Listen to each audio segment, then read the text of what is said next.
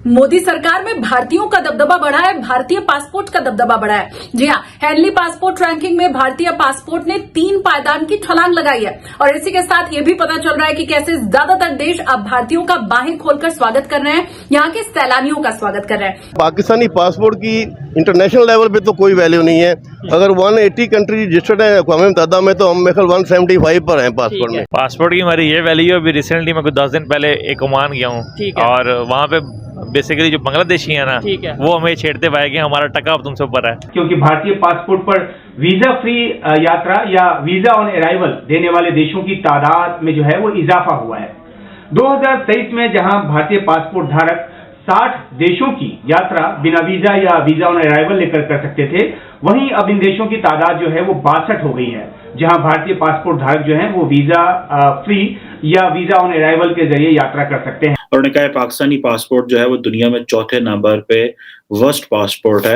अभी Henley passport index ने कहा है जनाब के पाकिस्तानी पासपोर्ट जो है वो पिछले 3 सालों से एक ही पोजीशन पे है, क्योंकि हमारी जो ऑन अराइवल एक्सेस है वो नहीं बदली बल्कि कम हुई है बहुत सारे मुल्क जगहों में। पाकिस्तान माशाल्लाह शुरू से ही ग्रो कर रहा है। कैसे ग्रो आपको दिखाया जा रहा है, ये मेन स्ट्रीम मीडिया दिखा रहा है, यूट्यूबर्स दिखा रहे हैं। इंडिया के जो से बंदों का नाम लेके कॉल सेंटर के अंदर हमने अपना काम शुरू किया हुआ है कि भाई मेरा नाम जो है ना अहमद नहीं है, मेरा नाम तो देव है।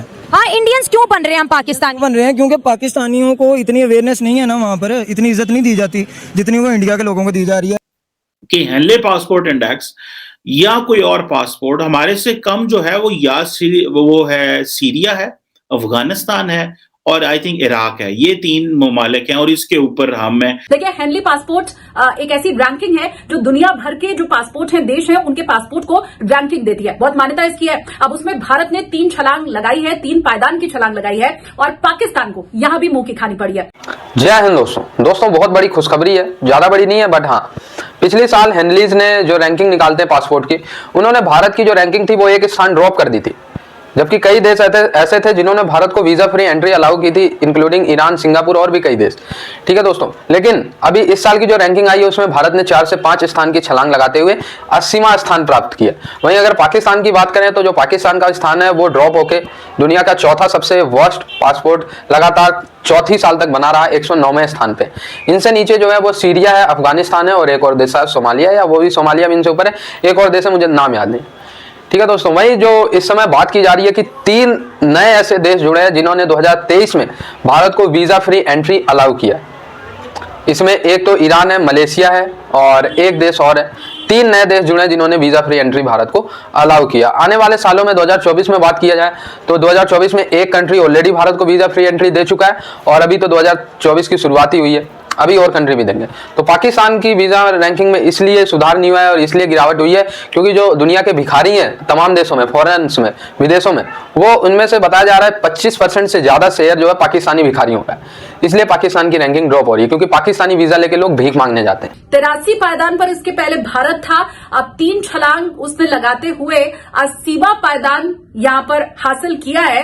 और इसी के साथ ये बात भी सामने आई है कि कैसे 62 देश ऐसे हैं जो कि भारतीयों को बिना वीजा के एंट्री देते हैं या फिर वहां पर वीजा ऑन अराइवल की सुविधा है, मतलब वहां पहुंचकर भी आप वीजा ले सकते हैं। अच्छा, अब बात कर लेते हैं पाकिस्तान की भी। पाकिस्तान का नंबर इसमें 100 के बाद आता है, 101वां नंबर है इसमें पाकिस्तान का। हम सभी जानते हैं कि कैसे पाकिस्तान की स्थिति तो खराब ही है और ये बात भी सामने आई है कि बहुत से ऐसे देश हैं जहां पर पाकिस्तानी सैलानी पहुंचते तो हैं लेकिन वहां पर जाकर वो भीख मांगने जैसा काम भी करते हैं। But this is something which is of value और दिस इज समथिंग जिसे मैं समझता हूं कि हमें इस चीज को समझना चाहिए कि हेनले पासपोर्ट इंडेक्स या कोई और पासपोर्ट हमारे से कम जो है वो है सीरिया है, अफगानिस्तान है और आई थिंक इराक है। ये 3 ममालिक हैं और इसके ऊपर हम हैं।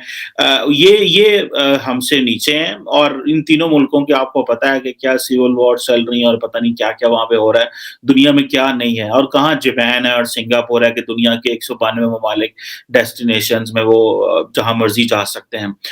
अब क्वेश्चन ये आ जाता है कि क्या पाकिस्तान इसी तरह दुनिया में इस पासपोर्ट की इज्जत होगी?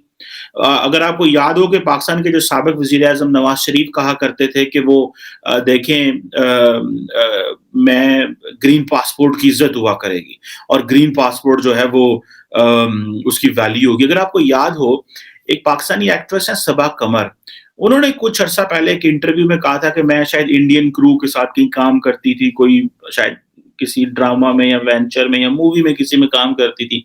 तो वो कहते थे कि जब हमारा ग्रुप हम जहाज में लैंड करते थे तो चेकआउट करना होता था, तो सारे लोग चेकआउट करते थे, तो जो इंडियंस होते थे वो निकल जाते थे, मेरा पासपोर्ट मुझे वो देख के कहते थे साइड पे हो जाओ।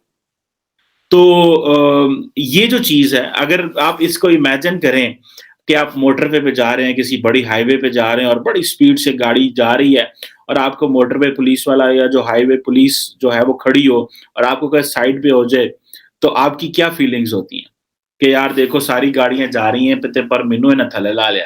ठीक है जी, अब यही बात है कि आप अमेरिका जा रहे हो, लंदन जा रहे हो, कहीं और किसी जनाब यूरोपियन पेरिस में कहीं उतर रहे हो, बर्लिन में उतर रहे हो और आपके पासपोर्ट को वो कहें जनाब साइड पे आ जाए, तो होता तो है। ये बेसिकली ये तो हम क्रिटिसिज्म कर रहे हैं ना कि देखिए हुकूमत क्या कर रही है, या हम ये वो कंपैरिजंस कर रहे हैं कि जी हमारे सियासतदान हमें ख्वाब दिखाते हैं। बेसिकली इन्होंने हमें ख्वाब दिखा दिखा के मारा है।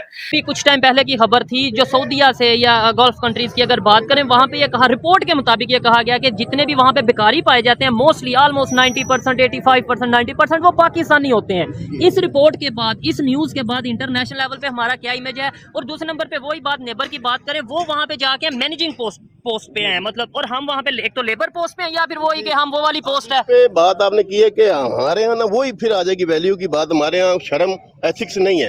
हम मांगते हैं, हमने कहा ना देगा चलो और दूसरा दे देगा, और वो बाहर जाते हैं उम्रे के बहाने, मगर वहाँ मांगते हैं। मैं खुद उम्रे पे गया था, मुझे पता कि मैं जानता था ये पाकिस्तानी है, ये मांग रहे हैं। बांग्लादेश पहले सूरत थी हमसे बड़ा वर्स्ट था, अब उन्होंने बहसीत एक नेशन इस काज पे भी खड़े हुए हैं, वो एक काज पे खड़े हो गए और हमसे आगे चले गए। पहले हमारी एग्जांपल थी कि 2 टके का बंदा, बांग्लादेशियों का टका जो है ना वो हमसे डबल है।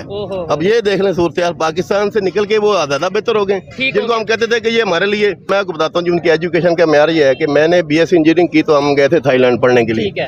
हमारे जो दोस्त साथ थे वो कर्नाटका से थे, वो इंडियंस थे। तो हमें बड़ा हुआ ताज्जुब कि ये हमें पढ़ा रहे हैं, तो ये हमसे ज्यादा क्यों है? तो उसने बताया कि उसने बीएससी के बाद एमफिल, एमएससी की, एमफिल किया और उसने पीएचडी की। उनके पास मौके हैं। हमारे यहाँ कन्वर्शन रेट जो बीएससी इंजीनियरिंग के बाद, मैं अपने शोबे से बता सकता हूँ कि एमफिल का रेट 2% है और पीएचडी का 1% है। मतलब और ये है उनकी पीएचडी वैल्यू बहुत है, उनके यहाँ डॉक्टर ने, उनकी रिसर्च जारी है, एजुकेशन क्वालिटी है उनके पास। यही वजह ना आज वो चांद पे भी पहुंच गए और हम जो एमएससी और एमफिल ने जो जदीद रिसर्च की, इस वजह से वो आगे गए। हमारे यहाँ एक लेवल है, बस डॉक्टर बन गए, इंजीनियर बन गए, आगे रिसर्च पेपर या रिसर्च नहीं करते। हम वो उनकी किताबें पढ़ते हैं।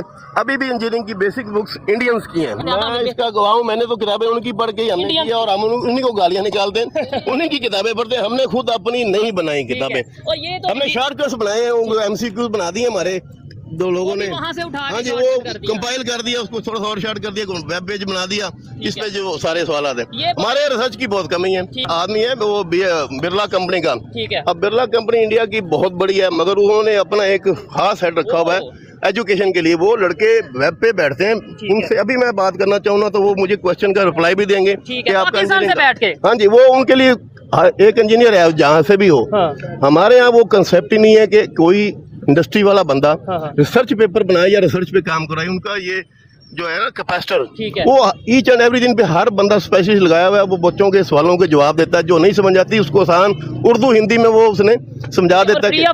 फ्री ऑफ कास्ट वो अवेलेबल है। उनको रखा ही उन्होंने इसलिए कि वो आपको एजुकेशन दें जो आपको आपके टीचर नहीं समझा सकते।